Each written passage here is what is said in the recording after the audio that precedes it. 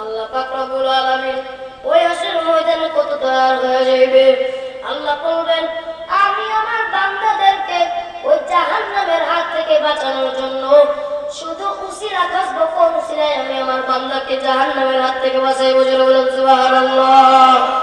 দেখেন কত দয়ার মালিক। জাহান্নামকে দেখা যখন সব বান্দারা ভয় পেয়ে যাবে, এবার আল্লাহ ডাকবে, বলবে, ও জাহান্নাম একটু শান্ত হও। জাহান্নাম বলবে, ও না, আমি আর শান্ত থাকতে পারতেছি না, তাড়াতাড়ি দাও বেনামাজিগুলো আমার পেটের ভিতরে দাও। এবার আল্লাহ ফেরেশতাদেরকে ডাকতে বলো, আমার ফেরেশতারা তাড়াতাড়ি যাও, জাহান্নামকে 70,000 শিকল দিয়ে আটকাও।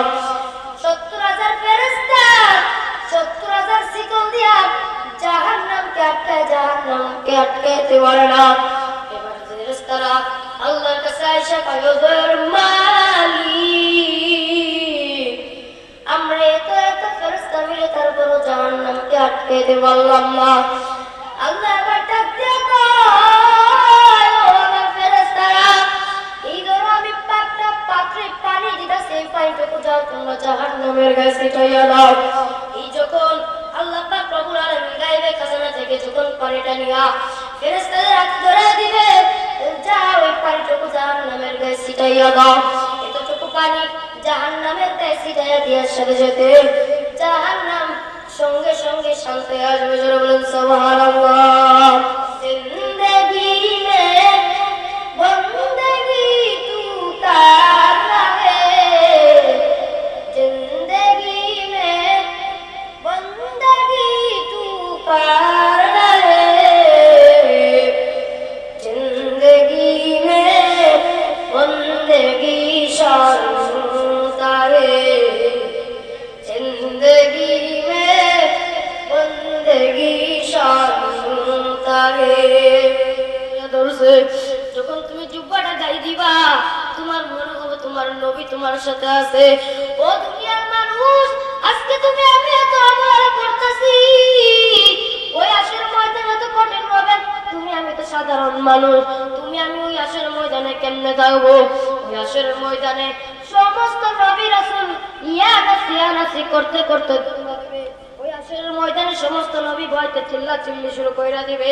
ওই হাসরের ময়দানে মুসা নবী চিল্লাইতে থাকবে, ইউনূস নবী চিল্লাইতে থাকবে, ঈসা নবী চিল্লাইতে থাকবে, ইউসুফ নবী চিল্লাইতে থাকবে, ইউনূস নবী চিল্লাইতে থাকবে, জাকারিয়া নবী চিল্লাইতে থাকবে, ইয়াহইয়া নবী চিল্লাইতে থাকবে, সব নবী রাসূল চিল্লাইতে থাকবে।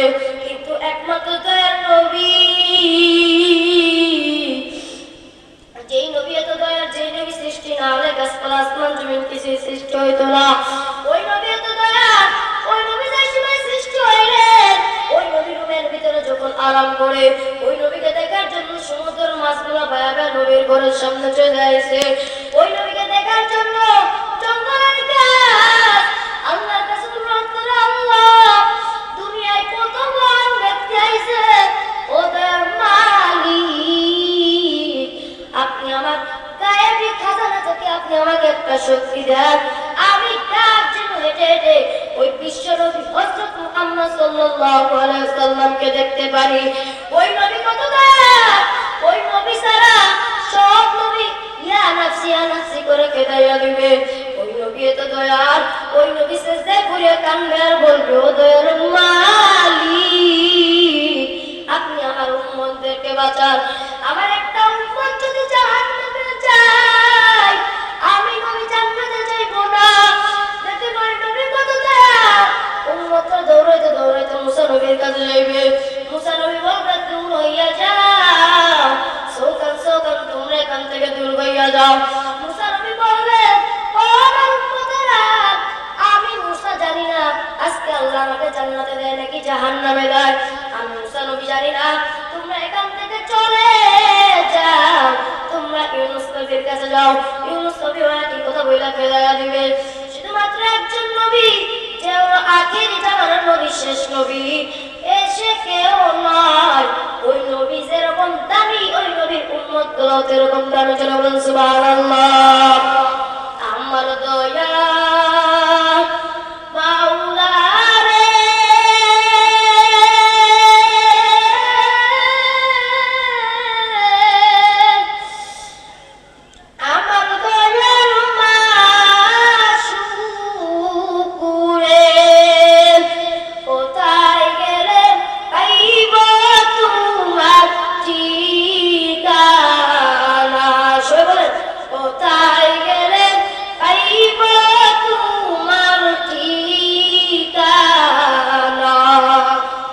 আমার দয়ার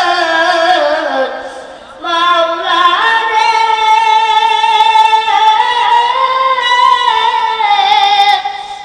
আমার দয়ার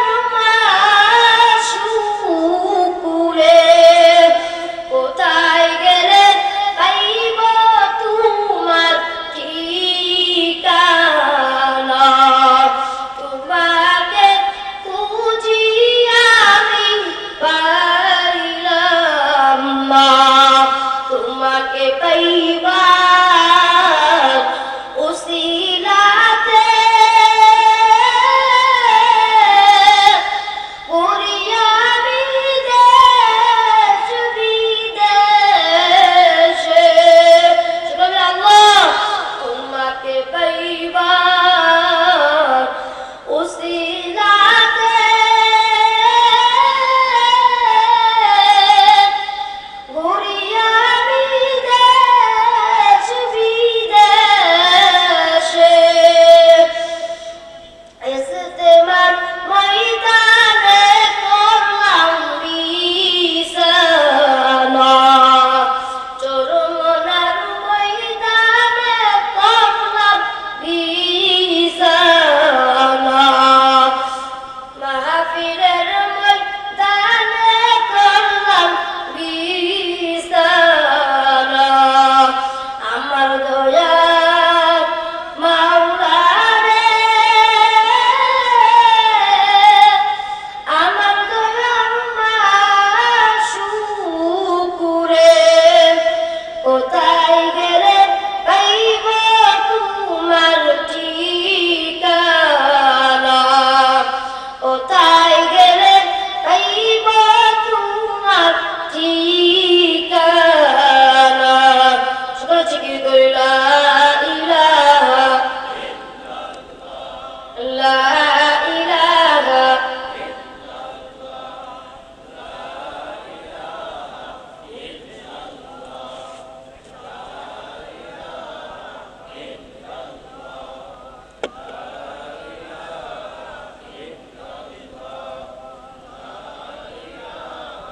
لا إله إلا الله لا إله لا إله إلا الله ঠিকই ধাক্কায় ধাক্কায় করবেন ধাক্কায় ধাক্কায় করলে কলবের গুনাহ দূর লা ইলাহা ইল্লাল্লাহ লা ইলাহা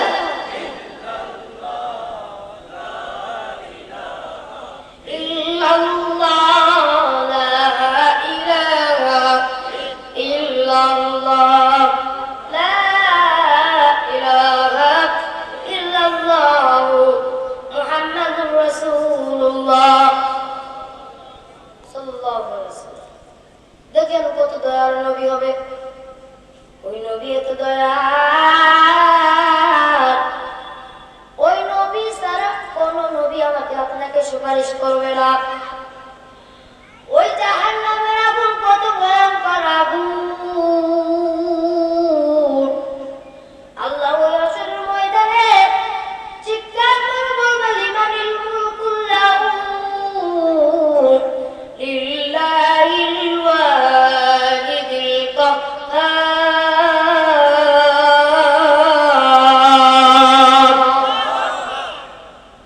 ওই হাসরের ময়দানে যখন এই একটা তেলাওয়াত করবে পুরা হাসরের ময়দানটা থরথর করে কাঁপা শুরু করে দেবে হাসরের ময়দানের মানুষ দৌড়াইতে থাকবে চিল্লাইতে থাকবে ওই দিক থেকে জাহান্নাম আল্লাহর কাছে বলবে আল্লাহ তুমি তোমার বেনামাজিগুলো আমার পেটের ভিতরে দাও ও দয়ার মালিক আমি জাহান্নামের আর সহ্য হইতাছে না ও দয়ার মালিক তুমি তাড়াতাড়ি তোমার বেনামাজিগুলো আমার পেটের ভিতরে দাও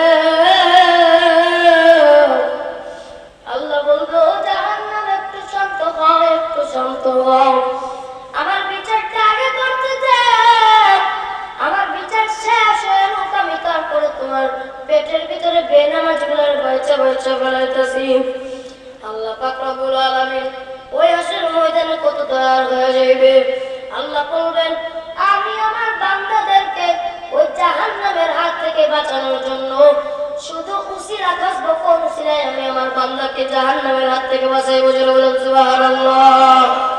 দেখেন কত দয়ালু মালিক। জাহান্নামকে দেখা যখন সব বান্দারা ভয় পেয়ে যাবে, এবার আল্লাহ ডাকবে বলবে ও জাহান্নাম একটু শান্ত হও।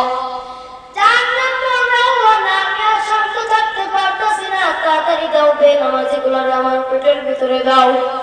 এবার আল্লাহ ফেরেশতাদেরকে ডাকতে বলো আমার ফেরেশতারা তাড়াতাড়ি যাও জাহান্নামকে ৭০,০০০ শিকল দিয়ে আটকাও। ৭০,০০০ ফেরেশতা ৭০,০০০ শিকল দিয়ে জাহান্নামকে আটকাইতে পারে না। এবার ফেরেশতারা আল্লাহর কাছে আয়েশা কয় মালিক আমরা এত ফেরেশতা মিলে তারপরও জাহান্নামকে আটকাইতে পারলাম না। আল্লাহ এবার ডাক দিয়ে কয় ও আমার ফেরেশতারা এই ধরো আমি একটা পাত্রে পানি দিতেছি, এই পানিটুকু যাও তোমরা জাহান্নামের গায়ে ছিটাইয়া দাও। এই যখন আল্লাহ পাক রব্বুল আলামিন গায়বে খাজানা থেকে যখন পানিটা নিয়া ফেরেশতাদের হাতে ধরে দিবে, যাও ওই পানিটুকু জাহান্নামের গায়ে ছিটাইয়া দাও। এতটুকু পানি জাহান্নামের গায়ে ছিটাইয়া দেওয়ার সাথে সাথে জাহান্নাম সঙ্গে সঙ্গে শান্ত হয়ে আসবে। যারা বলেন সুবহানাল্লাহ। এবার ফেরেশতারা জিজ্ঞাসা করবে ও দয়ার মালিক এটা কিসের পানি? এটা কি হাউজে কাউসারের পানি? এটা কি জমজম কূপের পানি? এটা কি আবে হায়াতের পানি? এটা কি দুনিয়ার মহাসাগরের পানি? আল্লাহ কইবে ও আমার ফেরেশতারা না না না এটা জমজম কূপের পানি না, এটা হাউজে কাউসারের পানি না, এটা কোন মহাসাগরের পানিও না, এটা হলো আমার গুনাহগার বান্দা শেষ নবীর উম্মত।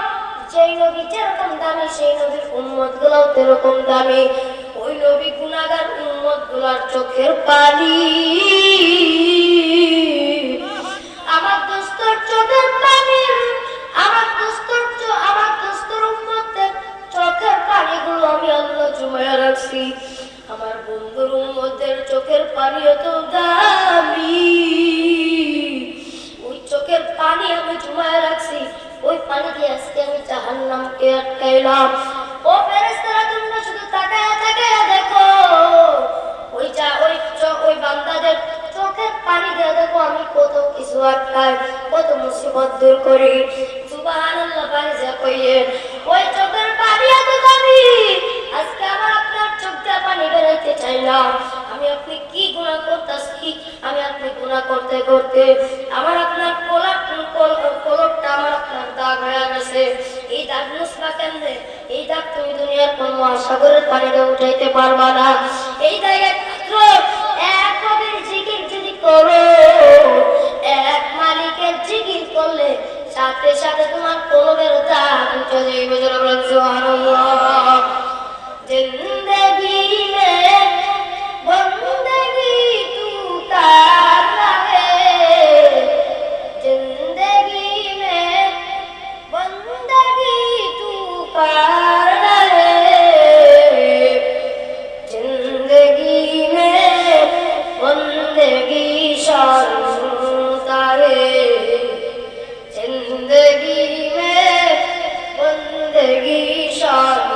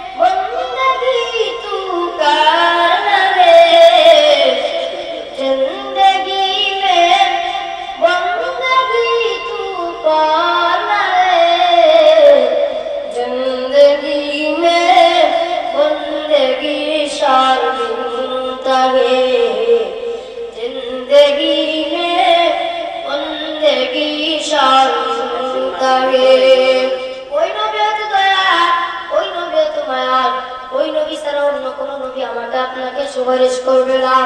ওই জাহান্নামের আগুন আমার আপনার চোখের পানি দ্বারা ওই জাহান্নামের আগুন নিভাইবে, আমার আপনার চোখের পানি দ্বারা কত কঠিন কঠিন আযাব দূর করিবে।